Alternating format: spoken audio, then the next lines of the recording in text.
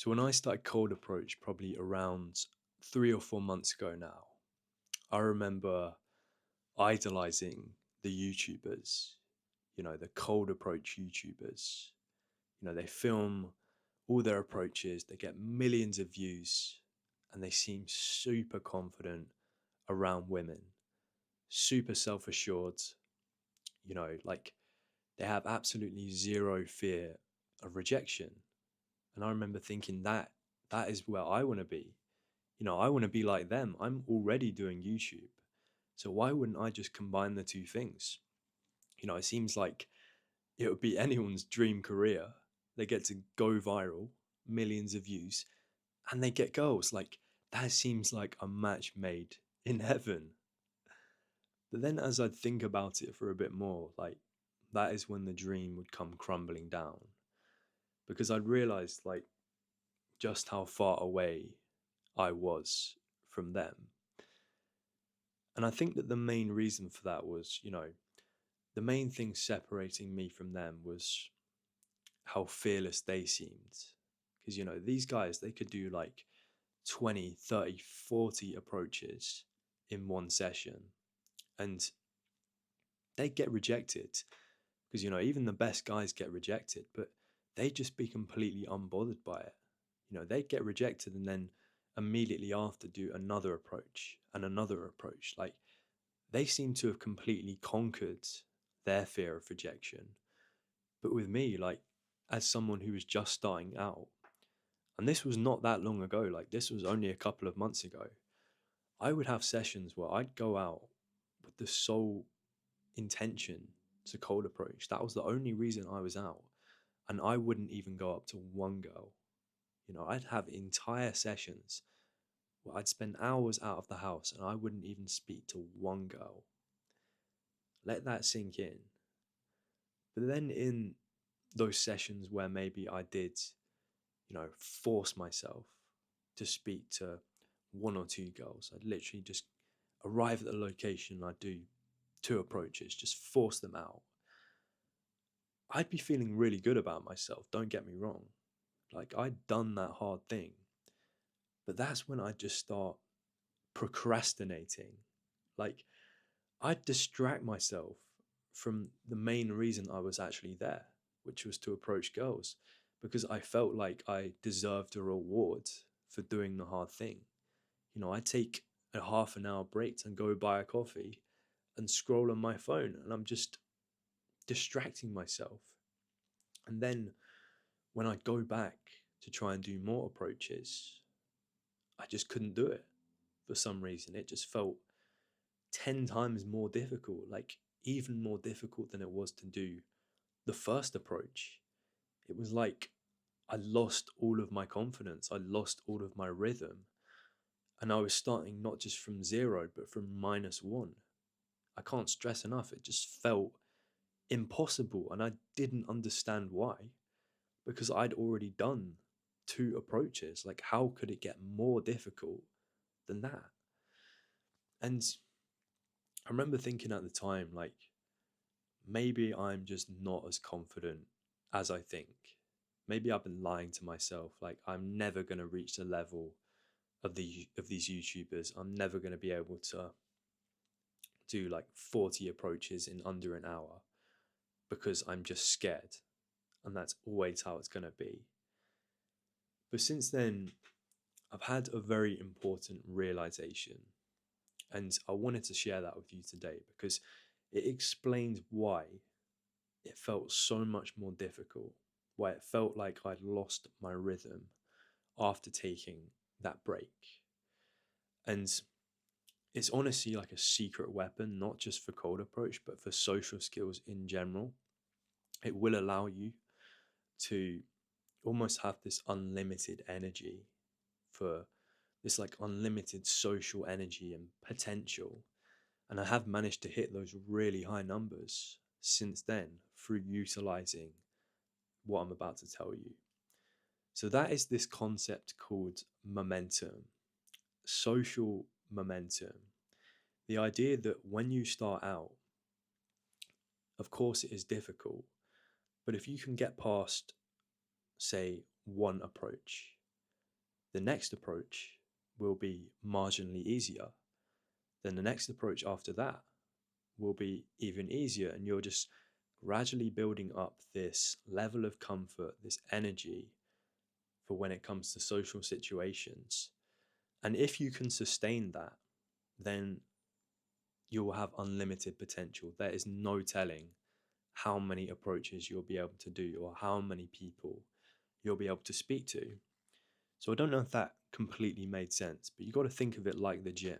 Like before doing a heavy lifting session, before before benching 100 kg, you want to like work your way up in little increments. Like first of all, you're benching the bar. You're warming your muscles up just by benching the bar. Then you're benching like, I don't know, 20 kg, then 40 kg. And, at the time it feels heavy, but you're gradually pumping up your muscles. Your muscles are like filling up with blood. And you're like working your way towards that target of 100 kg. It's getting easier the more weight you add. So in the same way, like that is how social momentum works. Like you kind of have to warm up a little bit. You have to do, I don't know, like at least 5 approaches, I'd say, before you really start feeling comfortable, before you're not like super anxious to even go over and speak to a girl. Like, sure, you're still going to be anxious, but actually, because you're so warmed up, because you're so energized by the past interactions, it is noticeably easier than, I don't know, let's just say doing the first approach when you're kind of feeling awkward and you're stuck in your own head. And this is what I realized. This is how those YouTubers are able to hit those super high numbers. It is not because they're simply more fearless. Like that plays a part. Like we have to admit these guys all have balls. They are able to do these like socially challenging things that a lot of people wouldn't want to do. Like that plays a part in it. But once they found their rhythm, once they're like 10, 20 approaches in, that is when they've hit their absolute peak in terms of social comfort. That is when like they're at their most charismatic. That is when the words are just absolutely flowing for them. And it just feels super easy. And that is actually when they will get most of their videos because they're at their sharpest and that is going to make for the best content. So I'd honestly say like the reason I found it so much more difficult after taking that break was because I'd lost my momentum. Like I'd only just started building up that momentum and then I've decided to take a break. And coming back to it because I've been out for longer, because I'm more tired, it's like I'm starting from zero. It's like actually it's even harder for me to do approaches after that break than it would for me to be starting out. So the logical thing for me to have done was to just push through that complacency, push through that kind of, like feeling good about myself, having done an approach. Like that's amazing, but you got to keep pushing. You got to like achieve that peak momentum. So when when you get those endorphins, when you get that rush of adrenaline from doing an approach, don't stop there. Keep on going. Like use that. Like literally just turn around and speak to another girl if you can. Like this will propel you forwards. You're creating this like chain reaction almost where you know you can go from one approach to the 10th approach super quickly if you just push yourself and utilize this momentum. So I came up with like a couple of tips as to how we can create that momentum as soon as possible, but then also sustain it. So something we want to think about doing is as soon as we set foot on the location, or if you can challenge yourself as soon as you leave the house, almost literally just speed run those first 5 approaches. Like get in momentum as soon as possible. rip the band-aid off, do that first approach, then do another one, then do another one, then do another one. That can be over within about like 10, 15 minutes. Sure, like, you might get rejected for all of them, but that's fine. Like, this is literally just a warm-up phase. Like, this is about building that momentum for you to be able to hit your peak and have your best approaches later on in the session at, like, let's say like 15 to 30 approaches. Those are going to be way better than these approaches, than these like warm-up ones. So we want to like get into our build up that momentum as soon as possible, like get to that peak energy level. So something else we want to think about to make that easier is going to approach specifically in a very high volume area, a high traffic area where there's going to be a lot of girls. So you're always going to find it hard to build up any momentum whatsoever if like you see one cute girl in half an hour, because there's just hardly any people around. Like I live in like a fairly small town, and there's barely any cute girls walking the street. So even if I was switched on and I took 100% of my opportunities, I still might end up only doing like one approach every half an hour or something, which is no good. Like, you can't build up any proper momentum through that. So go to the city or a busy place like the mall where there's going to be lots of girls, and you can do your approaches and then just turn around super quickly and do another one to start that chain reaction. Like, it's pretty much doing like 5 approaches in 5 minutes versus 5 approaches in 1 to 5 hours. Like, which would you prefer?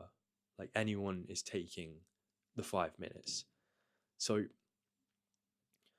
the final thing I wanted to say was you have to stay in momentum at all costs.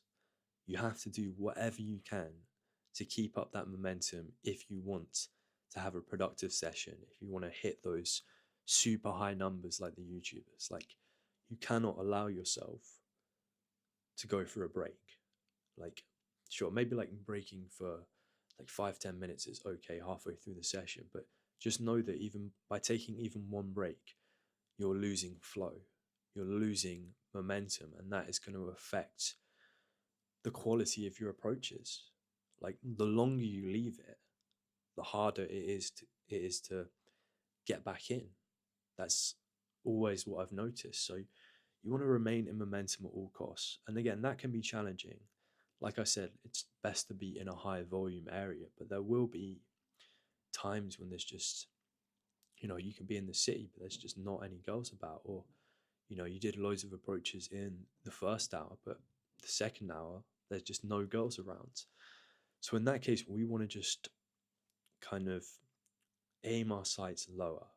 So we want to do what we can to remain in momentum, to keep up this social energy, but we don't have to necessarily just be going up to do cold approaches. We can be speaking to strangers on the street. Like, we can be like striking up spontaneous conversations with people on the streets, and like, it could even be something as simple as just asking someone for directions. Literally just like coming up with a fake excuse to ask someone for directions. Like, people might think that's weird, but that will keep you in flow. That will keep you in momentum, because it's still taking this confidence to go and speak to someone you don't know. It's still like tapping into the same part of your brain that you used for cold approach. It's still a challenge. So you're remaining in momentum. So yeah, momentum is king.